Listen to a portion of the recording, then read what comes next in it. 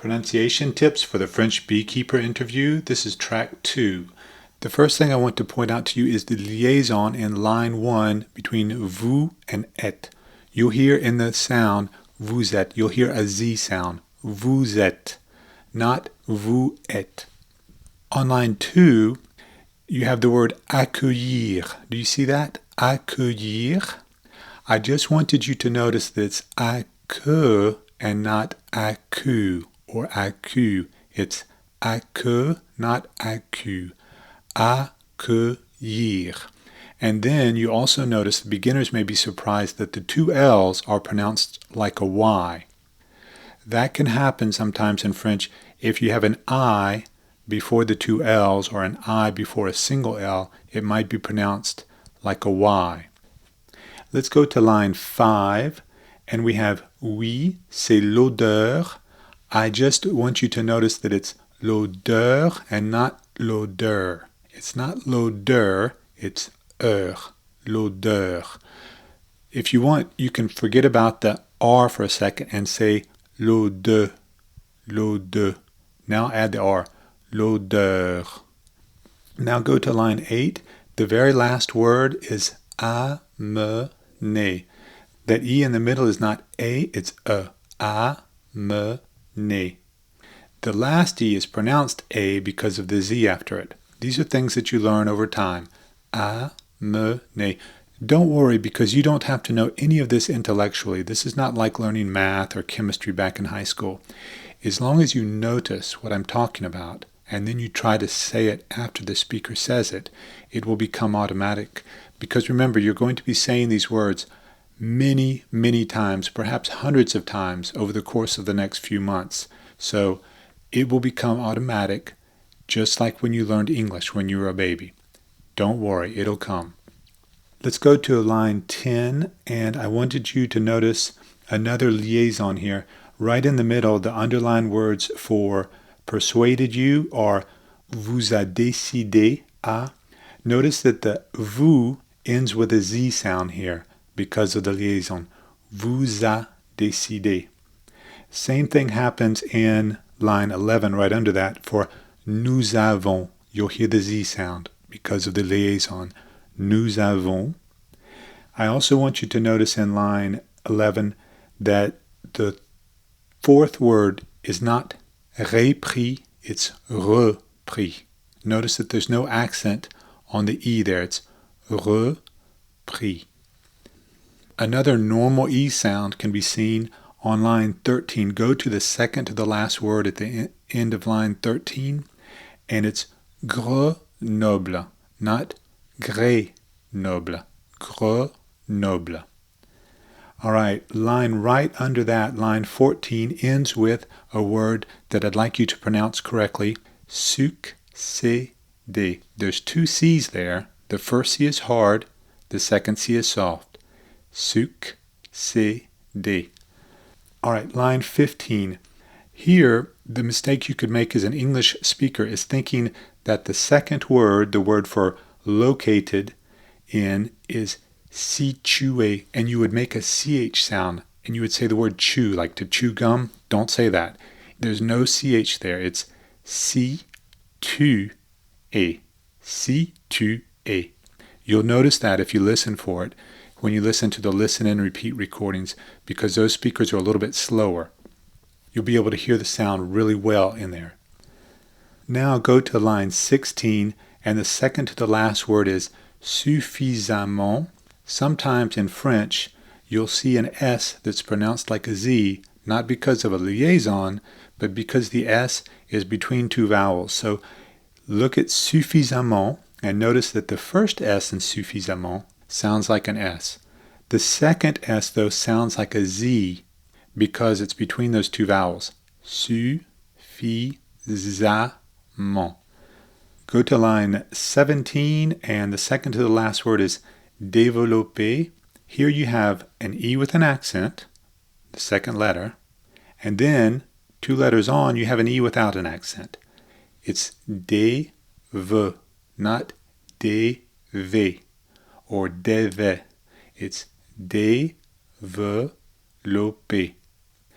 Now, when the original speaker says it, she doesn't pronounce the V.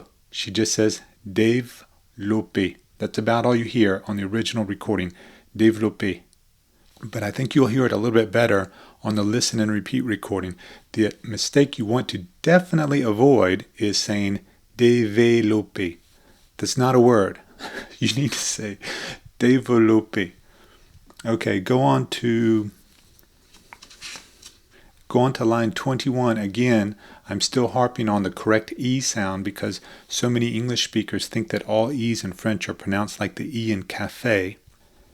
So here's another example. Line 21, the first word is not atelier or atelier, it's atelier. Atelier. Okay, let's finish the pronunciation tips with line 23, two liaisons here. Nous avons, do you hear the Z when I say that? Nous avons pu, and another Z coming up, nous installer. Nous installer. All right, now let's go to the accent tips. I have a few here. I give you the accent tips after the pronunciation tips because we're working on a different skill here. Here, we're working on your tongue and lip placement and on keeping your mouth kind of closed with your tongue forward and thinking about this. Here's what you need to think about. If it's hard for you to pronounce, it's because you haven't yet found the right tongue and lip position. If it's easy for you to pronounce, it's because you're doing it correctly. So let's try this. Let's go to the second word in line 1. So we turn back to line 1. On the first line there you have the word bonjour. The key here is to notice that there's an oo sound in this. It's not bonjour. I want you to listen to the native speaker. First, let's listen to Anne-Sophie, the journalist, say bonjour, and notice that there's a oo sound in there. Bonjour Magali. Bonjour Magali. Now she says it quickly, but there is an oo sound. It's not bonjour, it's bonjour. Listen to the oo. Bonjour Magali. Bonjour Magali. Now let's listen to the native speaker in the slow echoing recording. You can hear the sounds a little bit better in this one. Bonjour Magali. Bonjour Magali. All right, so here's the key. You say the bon, bon. It's a sound that comes from deep in your throat. And then you say joue, joue, bonjour, bonjour. Think of this as a 3-syllable word. It looks like a 2-syllable word on paper, but when you speak it, think of it as a 3-syllable word, and that will help you keep the oo sound a clean oo, even though there's an R after it. It's bonjour, bonjour, bonjour. Bonjour Magali. Bonjour Magali. Okay, now on line 9, look at the first word. It's the word for your, vos ruches. This is a good time for me to introduce the difference between the open O and the closed O. Here in line 9, vos ruches, the O in vos is the closed O. It sounds like the O in the English word no. There is another O that's called the open O, and an example of that O is on line 3, the word for your, votre mielerie. Do you see the word votre in line 3? I'd like you to listen to this sound. It doesn't exist in English. It's halfway between the in the English word up and the O in the English word no. Listen to the speaker say it. On est ici dans votre mielerie. On est ici dans votre mielerie. Dans votre mielerie. I'm going to play that again, and do you agree with me when I say that the O in votre sounds almost like a U, almost like the in up? Isn't it almost as if she were saying votre? Listen to her again. On est ici dans votre mielerie. On est ici dans votre mielerie. And here in line 9, hopefully you'll agree with me that you don't hear that V sound that almost V sound in vous. It's just a clean O like you hear in the English word no. Vos ruches. It's not vos ruches. Hopefully you'll agree with me. Let's listen to the speaker. Et vous amenez vos ruches. Et vous amenez vos ruches. Now, most of the O sounds that you're going to encounter in French are the open O.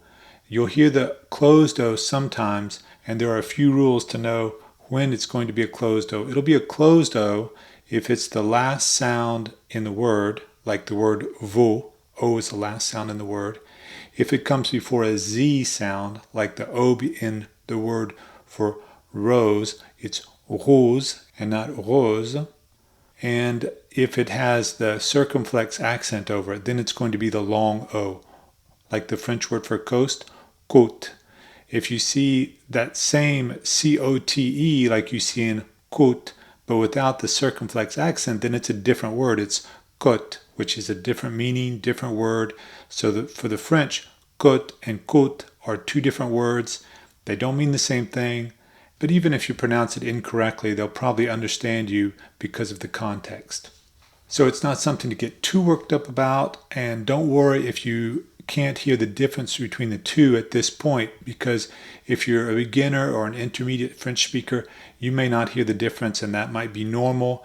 Just keep trying to pay attention to which sound is made and try to echo the right sound as you're working with your recordings of native speakers.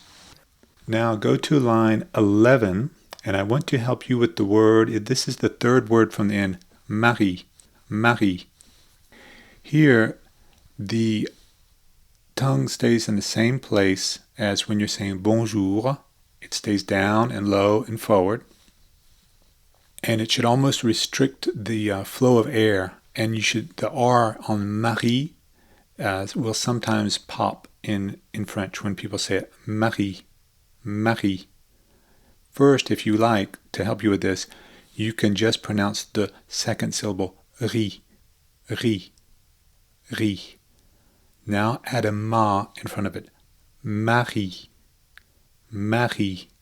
The mistake you can make with French is thinking that the R changes the sound of the vowel right in front of the R. So you would think as an English speaker that MA is pronounced ma, and that M-A-R is pronounced mar, that the R changes the A, but it doesn't in French. It's ma, and then the R. Marie.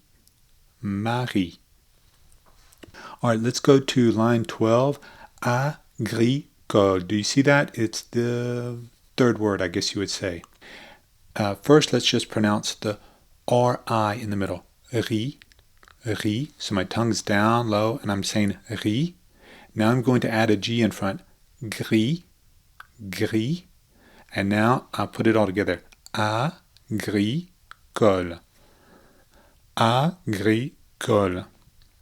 Let's go to line 20. Again, we're working on the R's this time because it's almost always the problem is the R's. If you can pronounce the R and keep your mouth in that position, then you can pronounce everything else correctly probably. So line 20, the second word, naturellement. Notice that there's no CH sound. This is not naturally, not natu. It's na-tu, T-U, natu, and then an R sound, rel, ment, naturellement. Depending on where you go in France, you'll hear the le stronger. If you're in Paris, you probably wouldn't hear the L. You'd hear naturellement. Do you hear the difference between naturellement and naturellement? It's in the rèlement ou rèlement. Naturellement. Naturellement. When I say the urel, can you hear that the R is almost popping there? Urel, urel. There's almost an obstruction. The back of my tongue is almost obstructing the flow of air. Urellement, urellement, naturellement, naturellement. Okay, that's a lot of insisting on the tongue and lip position, and I'll be doing that in all of these pronunciation and accent tip recordings to help you find the right tongue and mouth position. So in all these recordings, what I'm doing is hoping that you notice things about pronunciation.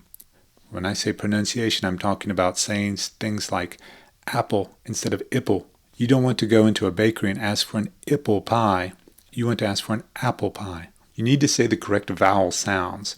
And then when I talk about accent, I'm talking about how you sound. Do you sound like an American or an English speaker when you speak French, or do you sound like a French speaker? As you improve your accent and you've learned to find the right tongue and lip position, your ear will improve too. Okay, that's all for this section. I hope you enjoyed. If you have any questions, because perhaps you listen to the original speaker and then you listen to the listen and repeat recordings and you notice that the person on the listen and repeat recording makes the liaison where the original speaker didn't, and you have a question about that or something else that's going on in the pronunciation that you hear on the two different recordings, let me know and I'll try to help you out and tell you what's going on there.